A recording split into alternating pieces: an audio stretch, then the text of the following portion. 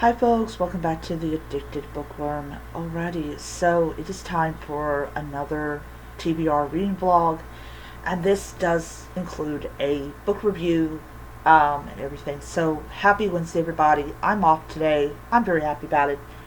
I turned my phone off so that nobody could get a hold of me. Yes, I'm happy. I am also still extremely just from last night. Um so the review is going to be for Wicked Onyx by Debbie Cassidy.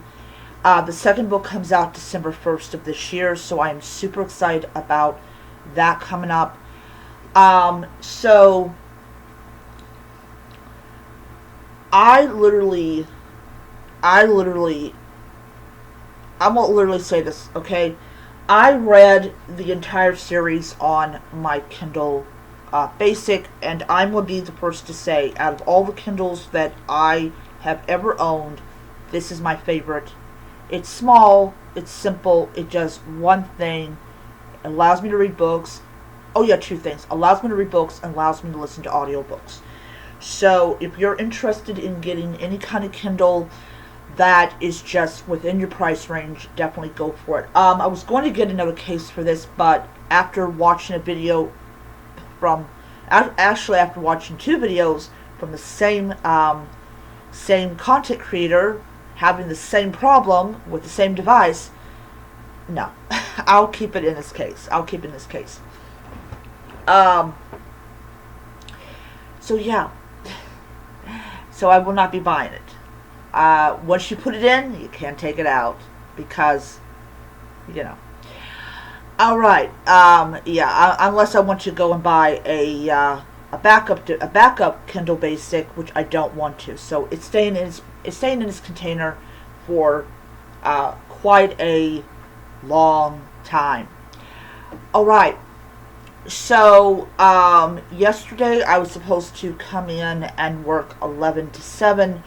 However, I got a text from my GM who asked me, hey, is it possible that you could close? I agreed, and I continued to read. I tried to get like an hour or two of sleep before I finally have to go into work. Unfortunately, as you guys heard at the very end of that one video, they were using a jackhammer, and literally I only got maybe 20 minutes of sleep because apparently there's no kind of belief that people are actually trying to get some rest because they work. One of the downsides of doing any kind of repair work is you inconvenience the people that need to not be inconvenienced so they can pay their rent. So, yeah. Alright. So, Wicked Onyx by Debbie Cassidy, which is the first book in this dark academia romantasy. So I got this from Target last month.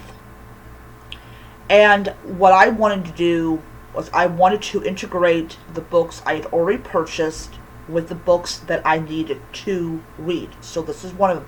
So this is the second, I believe, out of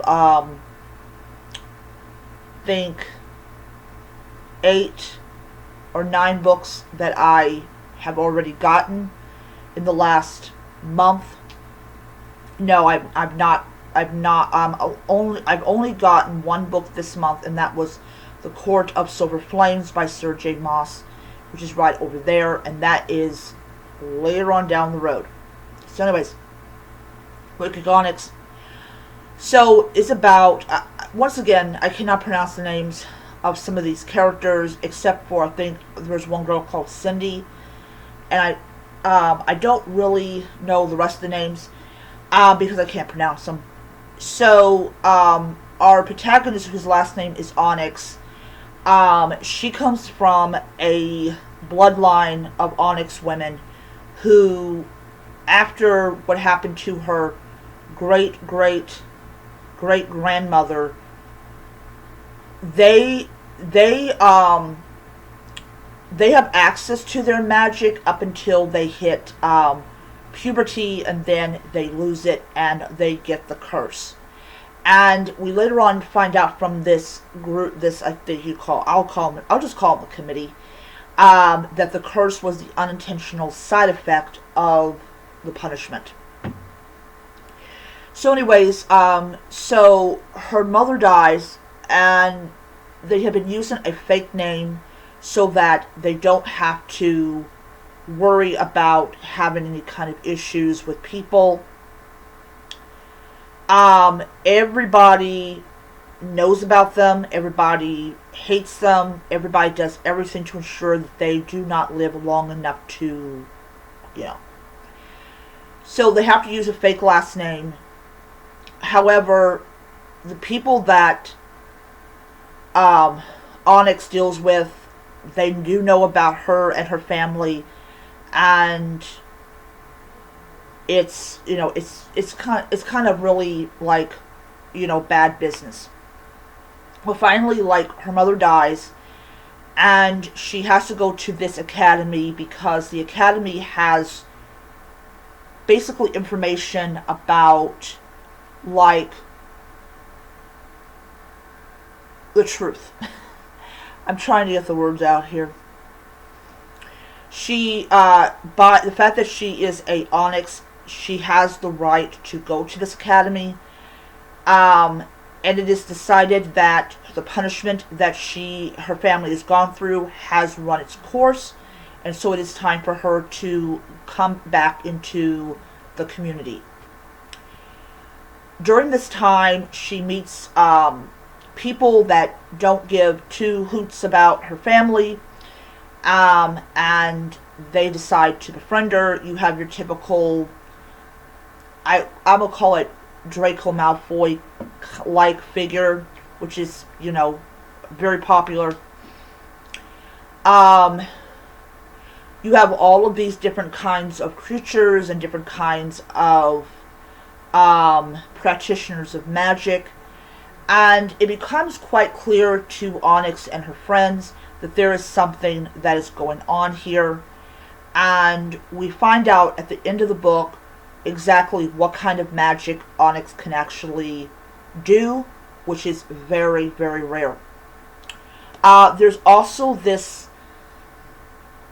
attraction that she has with this one guy. And here's the thing, and I think I mentioned this in one of my TBR reading vlog videos for this book, that her curse was that, first of all, she could feel no pain, which kind of gets the ire of one of the professors, who kind of is lusting after her. But there is a rule against teachers having relationships with students, which he's very a stickler for not breaking that rule because of what will happen to him if he does. And so basically, you have that, and there is this duel between her and the Draco Malfoy-like character. And she has the ability to show what she actually is. They all do. And literally, she tries to beat the living daylights out of Onyx because Onyx wants her to free this guy who's in his beast form and can't, you know, get out of it because of her. And yeah, and because of the fact that she cannot feel any kind of pain, she's able to win. We also find out that one of the hunters, he is, if you hear that horrible yakking, that's my brother. So the thing about it is that you have this one guy, his name is Sterling, his last name is Sterling, and he is responsible not just for the death of Onyx's father, but he decided, I'm going to extend this. I'm going to extend this, my list of crimes. I'm going to kill a woman and her children, along with members of this guy's pack. So you got two people that want to kill Sterling, which is brand new. It seems like to me that she read a lot of romantasy books, and she decided to add stuff to it that others were not doing, which is totally fine. I totally support that. Do things that are new in your books. Don't be afraid to do those things.